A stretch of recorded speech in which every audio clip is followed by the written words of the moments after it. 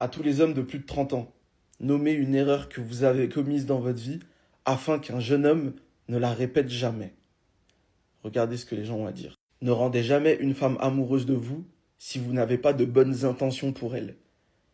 Il n'y a pas plus réel que ça, hein. Ça, c'est pas un jeu. Oui, syndicat, charo, les gars, ne jamais jouer avec une personne qui veut du sérieux. Jamais. Tu veux jouer, va jouer avec ceux qui veulent jouer, mais pas avec des gens sérieux. Parce que je vous jure que se foutre d'une femme, ou même d'un homme qui veut du sérieux alors que toi non, c'est se coller une malédiction aux fesses toute sa vie. Toute ta vie, il y a une malédiction qui va te suivre. Si tu brises un cœur de cette manière, t'es pas prêt. Donc ça, évitez ça. Parce que même si ça te touchera pas toi, ça va toucher ta fille, ton fils, mais quelqu'un va payer pour ça. Donc je vous jure les gars, ça à éviter catégoriquement. Restez concentrés avec les gens qui sont concentrés. Travaillez et ne laissez aucune femme vous distraire. C'est réel les gars. Ça veut pas dire qu'il faut mettre de côté les femmes pour l'argent. Mais en fait, si tu as des ambitions, tu travailles pour réaliser des objectifs, des rêves, et que tu as une femme qui te freine dans ça, c'est qu'il y a un problème. Donc à ce moment-là, reste concentré. Voilà, te distrais pas.